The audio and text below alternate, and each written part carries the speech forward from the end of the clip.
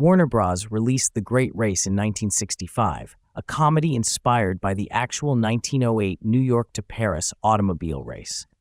The studio poured $12 million into production, the equivalent of roughly $98 million today, making it the most expensive comedy film of its era. A significant portion of that budget went into fabricating the film's most memorable vehicle, the Hannibal Twin-8. Warner Bros. Commissioned the Hannibal Twin-8 at a cost of $150,000 per unit, approximately 3 times the price of an average American home in 1965. 5 vehicles were built in total, some configured as standard drivable cars, others as trick cars loaded with practical special effects.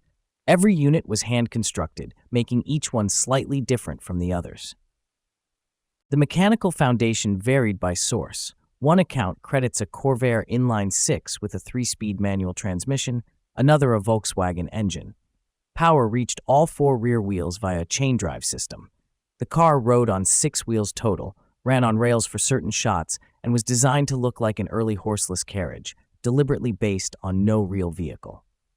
Each trick car carried a specific set of functional devices built directly into the body: a scissor lift that raised and lowered the entire chassis, a cannon with a barrel extending from and retracting into the hood, a smokescreen generator mounted at the rear, gas nozzles at the rocket exhausts to produce real flame effects, and a heat beam fitted to select units. These weren't props. The nozzles produced actual flames, the smokescreen worked on set, and the scissor lift was fully mechanical, though fragile enough that replacements were needed during shooting. Professor Fate, played by Jack Lemmon, drove the Hannibal Twin-8. Dressed entirely in black with a cape and pointed mustache, the character was a deliberate archetype of silent film villainy. His rivalry with Tony Curtis's all-white hero, the Great Leslie, drove the film's plot.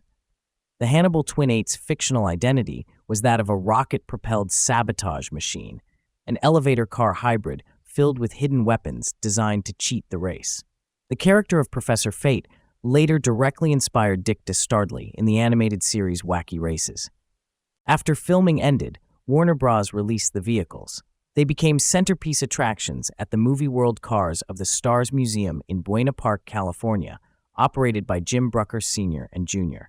The museum drew visitors for years before closing in the late 1970s.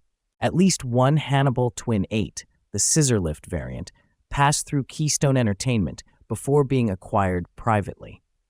Documentation accompanying this unit includes a loan request from Disney for their The Moving Image exhibit, tracing a clear chain of custody across decades. One Scissor Lift Hannibal Twin-8 is currently on public display at the Peterson Automotive Museum in Los Angeles, California. A separate example surfaced at auction, located in Aurora, Illinois, sold with a bill of sale only.